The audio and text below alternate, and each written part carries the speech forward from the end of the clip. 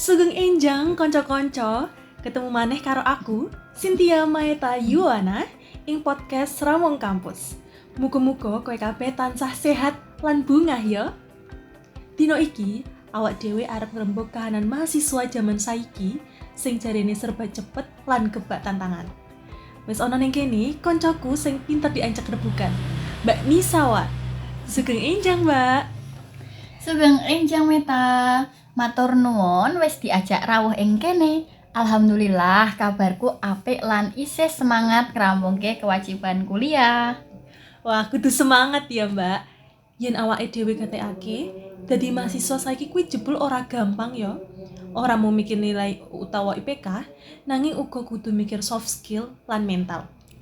Miturut kowe, tantangan sing paling abot kanggo mahasiswa saiki kuwi apa sih? Bener banget Meta, miturut pengamatanku, tantangan sing paling krasa kuwi soal manajemen wektu lan fokus. Saiki teknologi wis maju, nanging asring malah dadi gangguan. Sedilo-sedilo buka HP, niate golek jurnal, malah kebablasan nonton video kucing utawa scroll TikTok nganti 2 jam. Wektu dadi kebuang, tugase numpuk lan kudu dikerjake sewengi. Kuwi perang lawan awak dhewe. Ya bener kowe, Nisa. Wah, kuwi aku banget iku. Kadang awake dhewe lali wektu mergo keasikan dolanan gadget. Terus piye carane supaya awake dhewe ku iso imbang antarane kuliah, organisasi, lan urusan pribadi? Kuncine kuwi disiplin lan iso nemtokake prioritas Meta. Awak dhewe kudu ngerti endi sing kudu didhisikke lan endi sing iso ditunda. Aja dadi mahasiswa kupu-kupu, kuliah pulang. Nanging uga aja dadi mahasiswa kura-kura, kuliah rapat nganti lali sinau. Aja mung mergo melu tren, kuliah lan tugas malah ora keurus. Eling, tujuan utama awak dhewe kuliah kuwi lak golek ilmu kanggo masa depan. Wah, jrep banget. Nanging sepurane Nis, asring mahasiswa kuwi ngrasakake insecure utawa kurang percaya diri nalika ndelok kancane wis magang ing perusahaan gede utawa wis sidang luwih dhisik. Nah, miturut kowe iki, piye nyikapi balapan urip kaya ngene iki? Nah, kuwi sing mbebayani. Media sosial kuwi biasane mung nuduhake sisi apik-apike wae.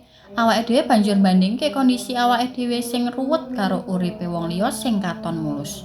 Padahal urip kuwi dudu balapan lari cepet nanging maraton.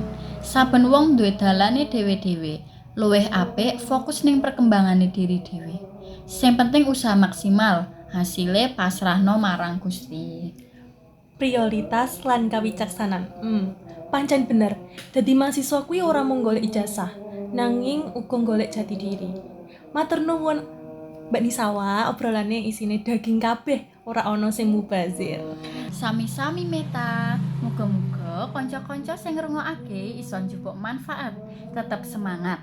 Mergo masa depan bangsa ana ing tangane awake dhewe. Senajan saiki tangane isih nyekel skripsi sing kebak coretan dosen. Bener banget. Mekaten podcast Rawong Kampus. Matur nuwun para pamirsa sing wis setya ngrungokake. Aku Cynthia Maeta Yuwana lan Mbak Nisawati pamit. Tetep waras, tetep sinau lan sugeng enjang.